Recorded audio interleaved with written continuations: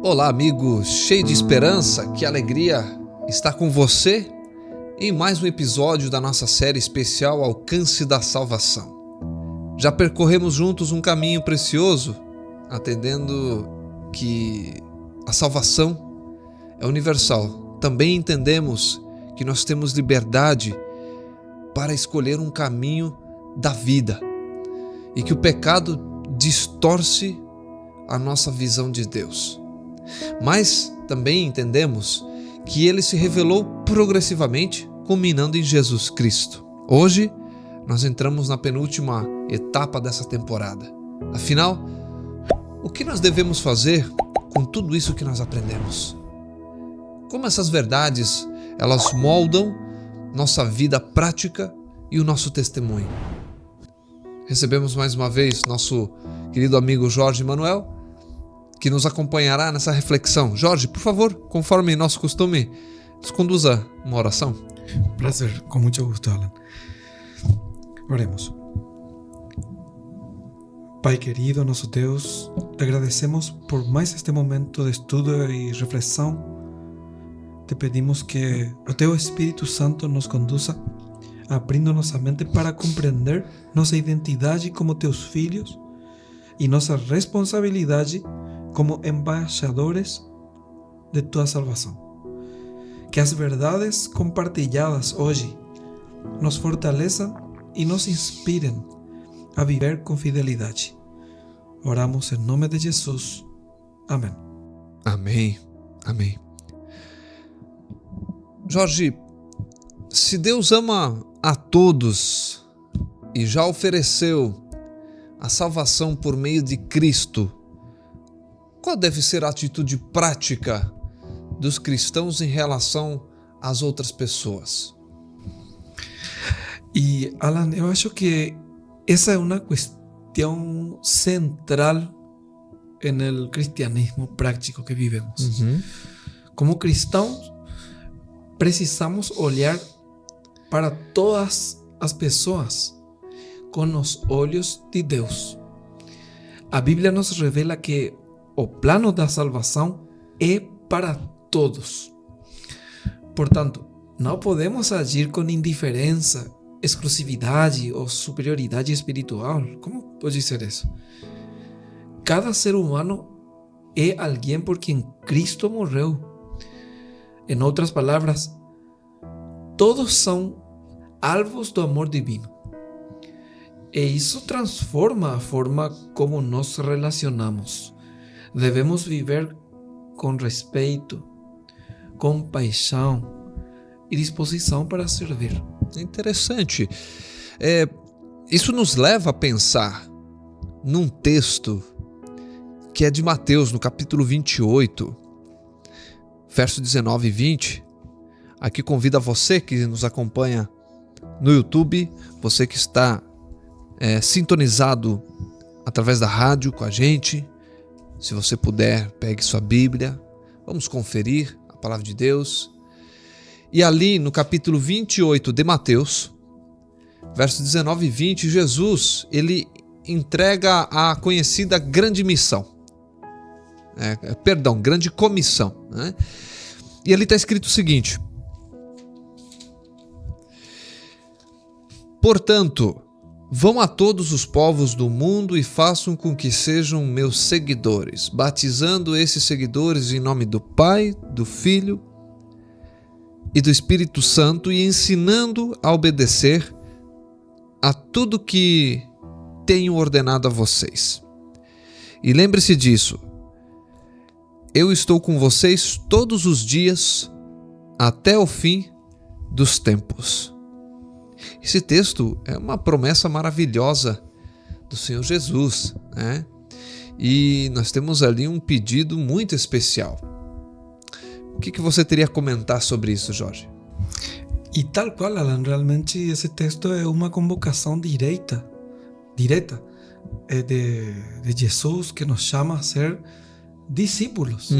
Discípulos que fazem outros discípulos também. A missão cristã não é opcional. É parte de nossa identidade como filhos de Deus. É. Porque Deus nos ama de jeito que estamos nós. Mas Deus eu sempre digo como estudante de psicologia, Deus é o psicólogo divino. E Ele sabe o que é melhor para nós que somos criação dele. Ele sabe que se nós não fazemos nada, vamos a ficar mal, vamos a ficar, vamos a estancar, vamos a ficar mal, ruim. Então, Ele vê que é melhor para nós, como filhos dele, fazer algo por outros. Perceba, Alan, que o chamado é universal. Vão a todos os povos. Isso inclui todas as culturas, religiões e origens. A salvação é universal e a missão também precisa ser por nossa felicidade. Maravilha. Mas Jorge, tá bom, se a salvação ela já está disponível, e aqui eu posso estar representando algumas pessoas que nos acompanham e de repente já está se perguntando, nós vimos nos episódios anteriores que a salvação já está disponível. Por que então é necessário pregar? Isso não parece redundante? Muito boa pergunta, Alan, e é bastante comum. A pregação não é para convencer alguém de que pode ser salvo. Não é para isso, porque a gente já é salva. Mas para que serve a pregação? Segundo o que estamos estudando, é para revelar que já foi alcançado por essa salvação em Cristo. Porque o diabo se encargou de enganar ao mundo inteiro e fazer crer o contrário.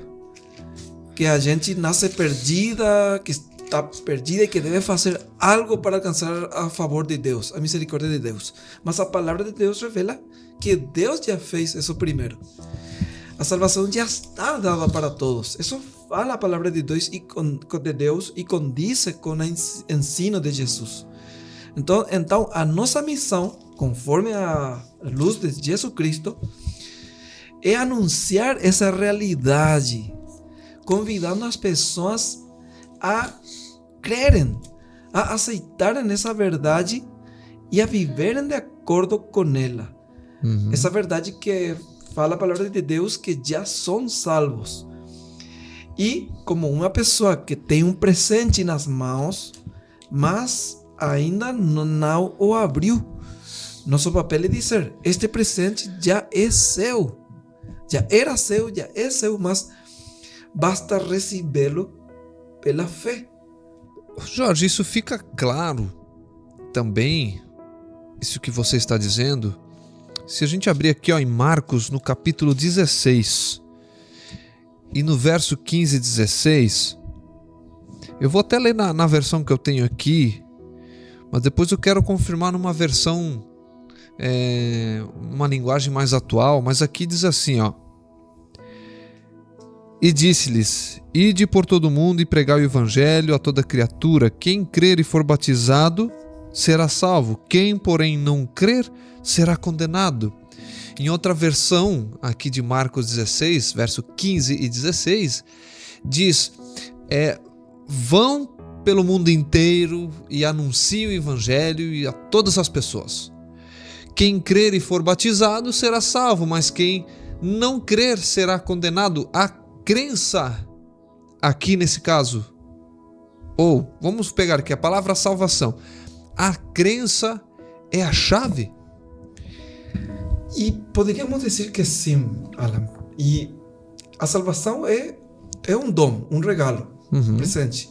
Mas é pela fé que ela se torna realidade pessoal. E quisiera dar un ejemplo de eso, contando una pequeña historinha.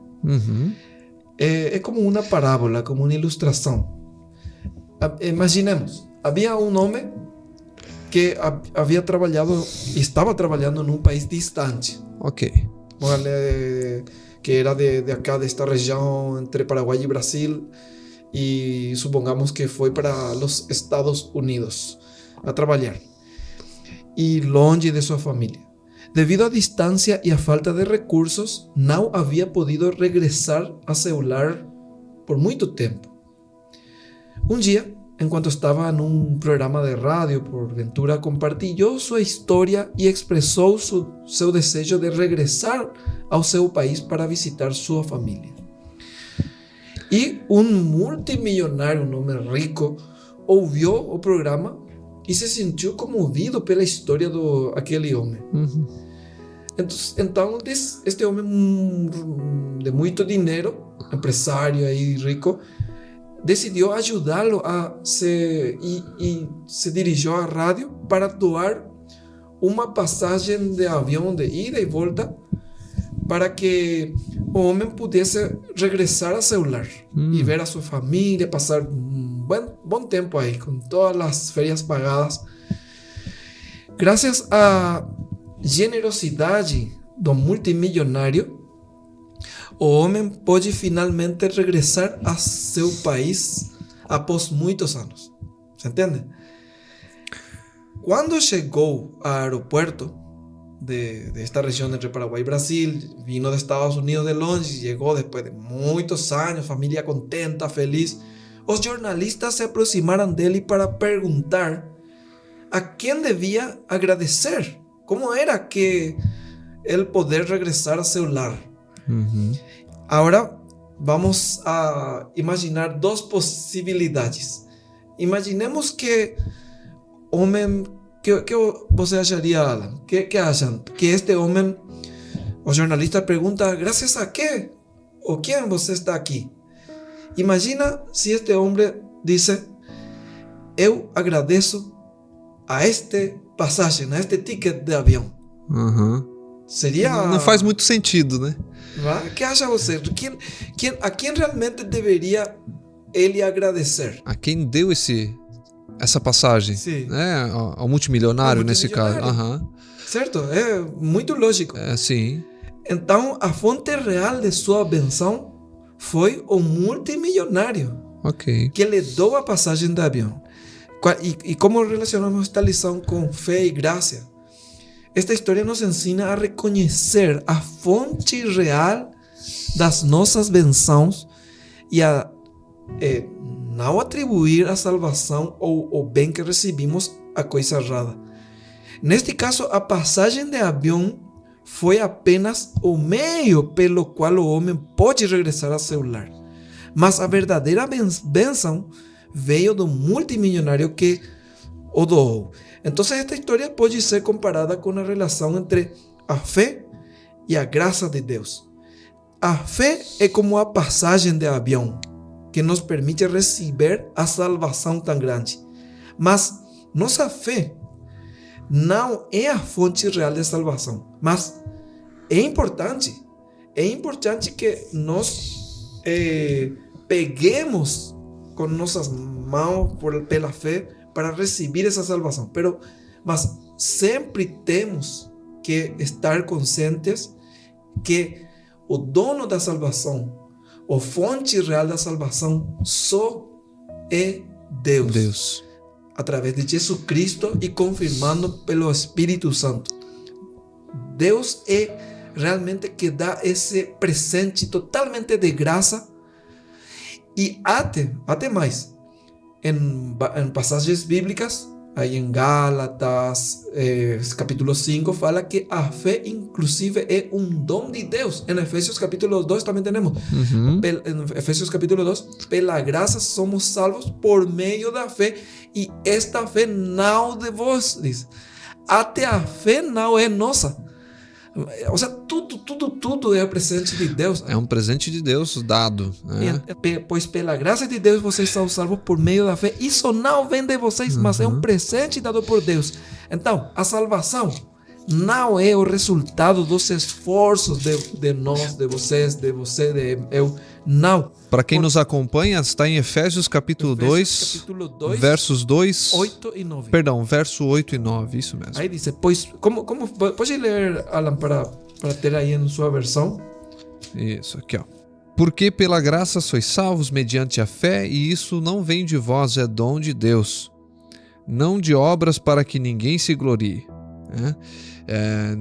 Nessa versão que a gente tem mais acompanhado aqui, a linguagem mais atual, então ali fala que que pela graça de Deus somos salvos mediante a fé, e isso não vem de vocês, diz ali, mas é um presente dado por Deus. A salvação não é um resultado dos esforços de vocês, portanto, ninguém pode se orgulhar de tê-la, né? Eu acho muito interessante essa maneira também de compreender esses versos. E que eu aproveito a palavra, Jorge, e onde que entra o inimigo de Deus nessa história? Nós sabemos que há um conflito espiritual. Isso aí já é muito claro já pra gente. Como que ele tenta atrapalhar essa missão nesse conflito? Realmente, Alan, o inimigo atua para cegar o entendimento das pessoas, para que não enxerguem a verdade do Evangelho. Aí já vimos que João 10, Jesus falou: o diabo vem para roubar, matar, destruir, mas eu, Jesus, veio para dar vida e vida no mundo. Sim. Eu não vim para condenar, eu vim para salvar. Jesus quer a salvação de todos. Já vimos tantas passagens aqui que já antes de nós nascer já estava a salvação. De las crianças, e só não temos que rejeitar.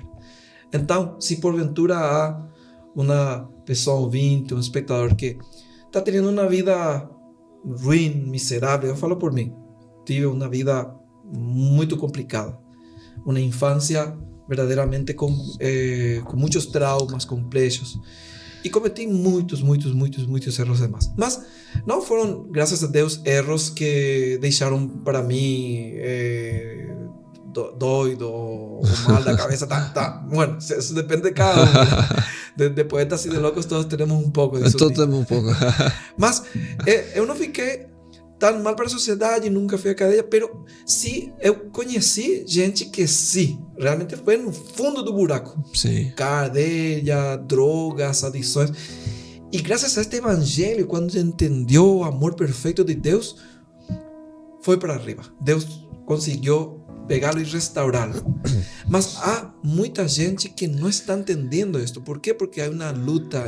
Efésios capítulo 6 fala de uma luta espiritual, um grande conflito entre bem e mal. E que faz o inimigo? Tenta por todos os meios fazer que as pessoas não enxerguem a verdade do evangelho. Em 2 de Coríntios, capítulo 4, verso 4, fala mais deste conflito. Aí em 2 de Coríntios 4:4 lemos: eles não creem porque o Deus deste mundo, o Deus com minúscula, Deus deste mundo, Satanás, cegou a mente deles. Aí clarito está a palavra de Deus falando esta verdade, para que não vejam a luz que brilha sobre eles, a luz que vem da boa notícia a respeito da glória de Cristo, que mostra como Deus realmente é. Que versão maravilhosa é. Sim. Satanás semeia mentiras, confusão e orgulho. Nos leva ou para a esquerda ou para a direita. Ou nos fala: não, você já não pode, você já tem muito pecado, já Deus nunca vai receber você, já é tarde para você. E então muitas vezes Cristo vem e nos limpa, nos restaura. E se Satanás vê que não nos pode levar muito para a esquerda, para a libertinagem, então diz: bueno, este vou levar muito para a direita. Então eu me volto um fanático. A lei, temos que obedecer e fazer esforço. Então não é nem para a esquerda nem para a direita. Tem que ter muito cuidado. Hay que ir no centro, em Cristo Jesus. De ter a responsabilidade, quer cumprir a lei de Deus, buscar na Bíblia como cumprir, ver como estou eu, mas manter sempre minha comunhão com Jesus, para que eu não me volte um fanático religioso que trate mal a outros. Então, nossa vida completa até que Jesus voltar vai ser um equilíbrio, verdade? Entre esquerda e direita. E Deus não quer nem esquerda nem direita, Ele quer o caminho certo de Jesus. Então, por último, falo, Alan, aqui, Satanás distorce a imagem de Deus. Esse é o perigo de seguir brincando com o pecado. Não é que Deus deixe de amar, o perigo é que nos endureçamos como Satanás no nosso coração.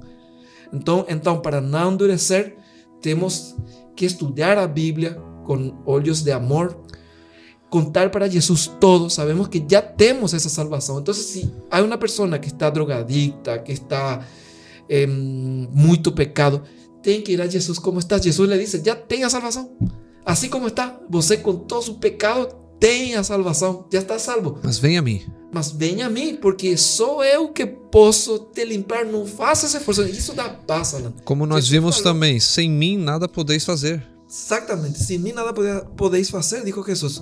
E também João 8:32 por aí, e conhecereis a verdade. E a verdade vos libertará. Vos libertará. Então, essa verdade é libertadora, como já havias falado, Alan, porque aqui me dá paz, a mim me cheia de paz. É lindo isso, porque cada texto aqui vai nos levando a outro, né?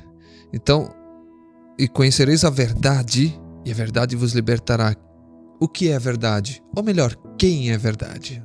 Eu sou o caminho, a verdade e a vida. Ninguém vai ao Pai senão por mim. Que maravilha isso. Jorge, por isso a nossa missão, ela inclui também um aspecto espiritual, né?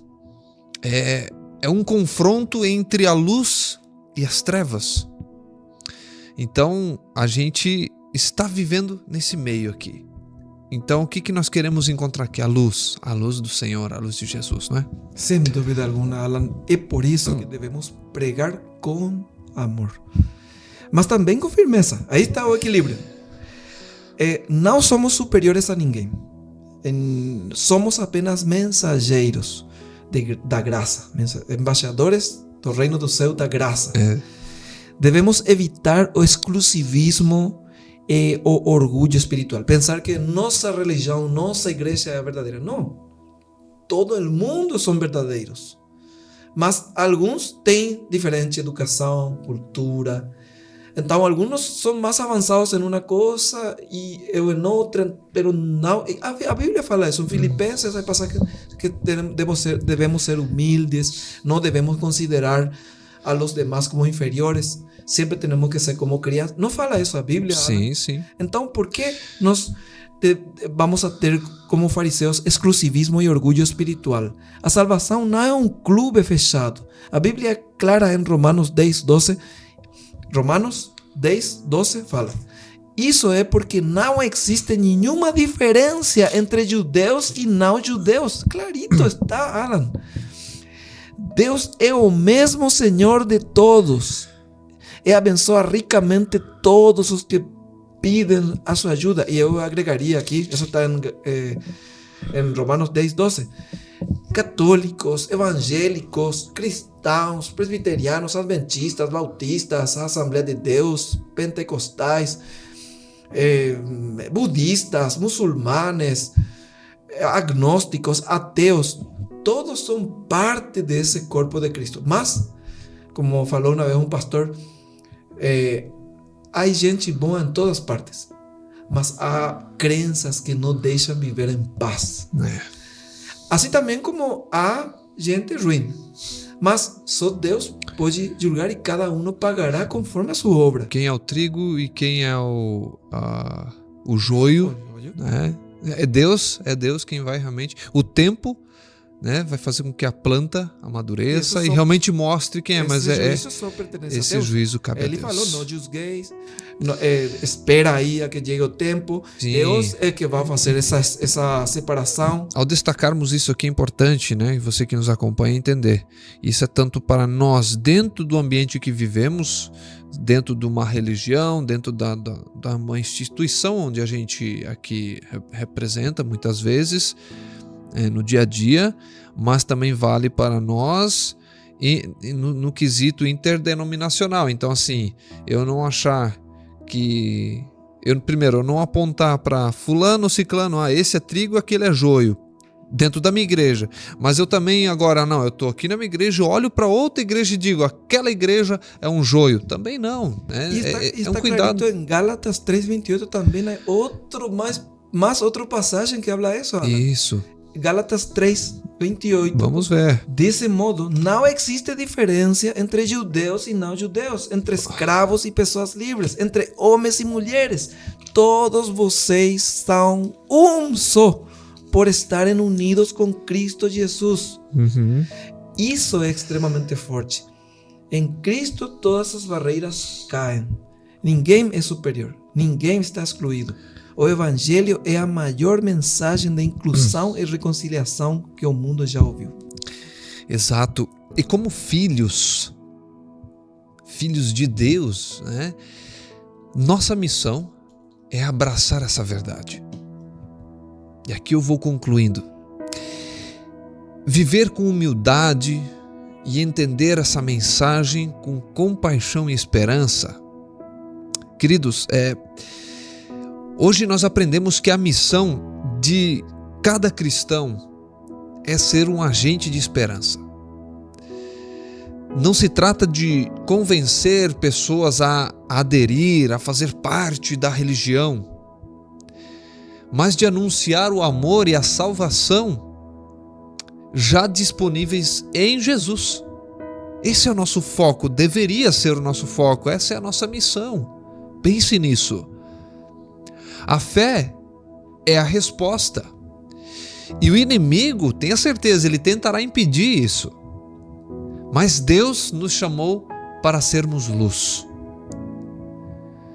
E nós já estudamos aqui. Você pode voltar nas playlists, nos vídeos disponíveis aqui no YouTube, você que nos acompanha por aqui, você que está na rádio, vá ao nosso canal Viva com Esperança no YouTube. Se você tem o contato do diretor da rádio que nós estamos aqui apresentando, fale com ele e ele passará qualquer informação que você precisar. Então você vai encontrar ali os temas e a gente já falou aqui. Qual que é a luz que nós devemos resplandecer na nossa vida para que as outras pessoas vejam e tenham o seu caminho iluminado? Não é as nossas obras em si, senão a luz do próprio Cristo. Então, independente do que a gente faça ou fale, que as pessoas vejam Cristo em nós. Obrigado pela sua companhia, nossos queridos espectadores.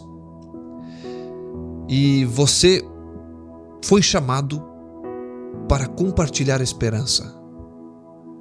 Responda a esse chamado. E com isso, uma das maneiras é você curtindo aqui esse vídeo, comentando, participando, perguntando. Quem sabe você ainda tem muitas dúvidas. O objetivo aqui não é confundir ninguém, mas ainda assim eu entendo que muitas pessoas podem estar confusas. Talvez você chegou pela primeira vez aqui no nosso canal. Quem sabe outros vídeos anteriores já explicam algumas coisas que nós pontuamos aqui, colocamos no ar assim.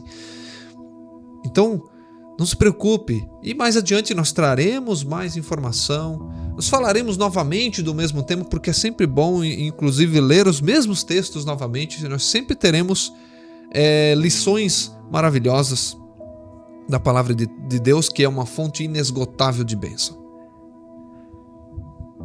Então, responda a esse chamado, também se inscrevendo aqui nesse canal. Apoie a esse ministério. Esse é o nosso pedido. Viva com esperança, né? Esse é o nosso desejo.